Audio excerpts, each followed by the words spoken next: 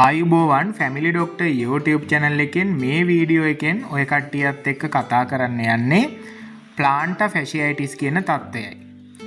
ඒ කියලා කියන්නේ විලුම්බේ පහළ කොටසේ ඇතිවන වේදනාව පිළිබඳවයි. ඉතින් මේ තත්ත්වය සමාජයේ මැදි වයසේ සිටින පුද්ගලයන් බොහෝ දෙනෙක් පීඩා විඳින තත්ත්වයක්. ඉතින් මේ ගැන මේ වීඩියෝ එකෙන් කතා කරනවා. වීඩියෝ එකට යන්න කලින් ඔය කට්ටිය තාමත් මේ channel එක subscribe කර නැත්නම් subscribe කර bell icon එක click කරන්න කියලා ඉල්ලනවා. අපි ගෙන එනු ලබන වීඩියෝස් ඔයාට මග හැරෙන්නේ නැතුව බැලීමට හැකියාව තියෙනවා. ඉතින් දැන් බලමු මොකක්ද මේ plantar fasciitis කියන්නේ කියලා. plantar fasciitis කියලා කියන්නේ පතුලේ පටක ප්‍රදාහණය වෙනවා. ඒ කියලා කියන්නේ inflammation එකක් වෙලා ඇතිවන වේදනාවක්. මෙහිදී පාදයේ පතුල දිගේ විලුම්බයේ සිට ඇඟිලි දක්වා විහිදෙන ඝන පටක. ඒ කියලා කියනවා අපි එකට කියනවා plantar fascia කියලා. ඒ plantar fascia එක ප්‍රදාහයට ලක් වෙලා තමයි මේක ඇති වෙන්නේ. ඉතින් මේ වගේ මේ රූපේ පෙන්වලා තියෙනවා වගේ විලුම්බේ ඉඳන් ඇඟිලි දක්වාම නිකන් පත්තර කොලයක් ඔතලා වගේ එලලා වගේ තියෙනවා. ඉතින් මේ තියෙන පත්තර කොලය වගේ තියෙන පටකය ආසාදනය වෙලා තමයි කැක්කුම ඇති වෙන්නේ. ඉතින් මෙතෙන්දී ඇති වෙන රෝග ලක්ෂණ තමයි ඔය කට්ටියගේ විලුඹේ ඇති වෙනවා තියුණු වේදනාවක්. ඒක තියුණු වෙන්නත් පුළුවන් නැති වෙන්නත් පුළුවන්. සාමාන්‍ය මට්ටමේ වේදනාවක් වෙන්නත් පුළුවන්. මේ වේදනාව මෙන්ම හැබැයි මේ වේදනාව උදේ කාලයේදී තමයි ඇති වෙන්නේ. ඔයාලා ඇඳෙන් බැහැලා ඉවර වෙලා තියෙන පළමු පියවර තියද්දිම විලුම්බේ තද කැක්කුමක් ඇති වෙන. හැබැයි මේක ඇවිදිද්දී ටිකෙන් ටික අඩු වෙන්න පුළුවන්. ඒ වගේම යටිපතුලේ තද ස්වභාවයක් තියෙන්න පුළුවන්. ඒ වගේම විලුම්බ ඉදිමිලා වගේ තියෙන්න පුළුවන්. විලුම්බ රත් පැහැ වෙලා තියෙන්න පුළුවන්. එතන අල්ලලා බලද්දි නිකන් උෂ්ණත්වය වැඩි වගේ ගතියක් තියෙන්න පුළුවන්. රත් වෙලා වගේ.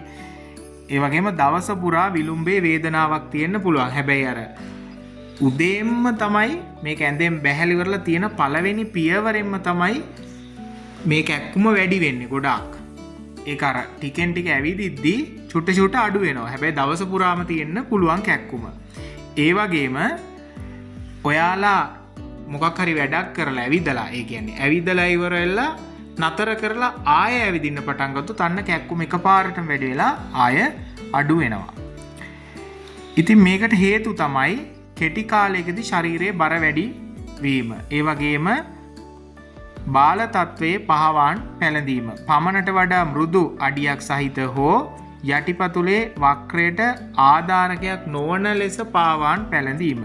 ඒ වගේම යටිපතුලේ වක්‍රතාවය පමණට වඩා අඩුවීම. අපි කියනවා ෆ්ලැට් ෆුට්ස් කියලා. හරි උඩට ගොඩාක් වැඩිවීම වක්‍රතාවය මේකත් හේතු වෙනවා. ඒ වගේම දිගු වේලාවක් ඇවිදීම හෝ හිටගෙන සිටීම.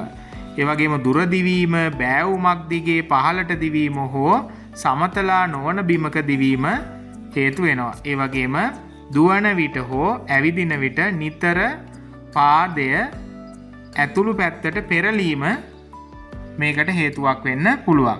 දැන් බලමු මේ සඳහා කළ හැකි ප්‍රතිකාර මොනවාද කියලා. ප්‍රතිකාර තමා අපිට වේදනානාශක ඖෂධ දෙන්න පුළුවන්. ඒ කියන්නේ ඔය කට්ටියට බෲෆන්, ඩික්ලොෆිනැක් ඔයගේ ඖෂධයක් ගන්න පුළුවන්, පැනඩෝල් ගන්න පුළුවන්. ඒ වගේම මේකට හරියන්නේ නැත්නම් අපි ස්ටිරොයිඩ් ඉන්ජෙක්ෂන්ස් ගන්නවා. ඒ කියන්නේ ආසාදනය අඩු කරන ඉන්ජෙක්ෂන් එකක් තියෙනවා. ඔතනට ගහන්න පුළුවන්. ඉතින් මේ ප්‍රතිකර්ම වලින් මාස 6ක් 12ක් විතර යද්දිත් සුවයක් ලැබෙන්නේ නැත්නම් ශල්‍ය කර්මයක් කරන්න වෙනවා.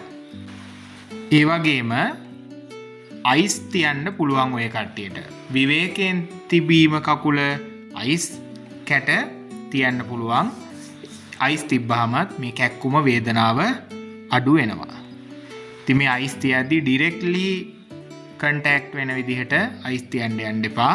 ඒ කියලා කියන්නේ shopping එකකට වගේ මොකකට හරි දාලා තමයි අපි අයිස් යටිපතුලේ තියන්න ඕනේ. නැත්නම් හැම පිච්චෙන්න පුළුවන්. ඒ වගේම ඔයාලට ෆිසියෝതെරපි දෙන්න පුළුවන්. කියන බෞද්ධ චිකිත්සාව කරලා ව්‍යායාම කරලා මේ තත්ත්වය අඩු කර ගැනීමට හැකියාව තියෙනවා. ඉතින් ඔයාටත් මේ වගේ රෝගී තත්ත්වයක් තියෙනවා නම්, ඒ කියන්නේ විලුඹේ කැක්කුමක් තියෙනවා නම් වහම වෛද්‍යවරයෙක් හම්බෙලා ප්‍රතිකාර ලබා ගන්න ගෙදරට වෙලා ඉන්නේ නැතුව. ඉතින් මං හිතනවා මං මේ වීඩියෝ එකෙන් කතා කරපු දේ කට්ටියට තේරෙන්නේ නැති කියලා මොන හරි ප්‍රශ්නයක් තියෙනවා නම් කමෙන්ට් එකක් දාන්න. ඉතින් මම මේ වීඩියෝ එකෙන් සමුගන්නවා තවත් වටිනා වීඩියෝ එකක් ඔය කට්ටියට අරගෙන එන්නම්. එහෙනම් ස්තුතියි.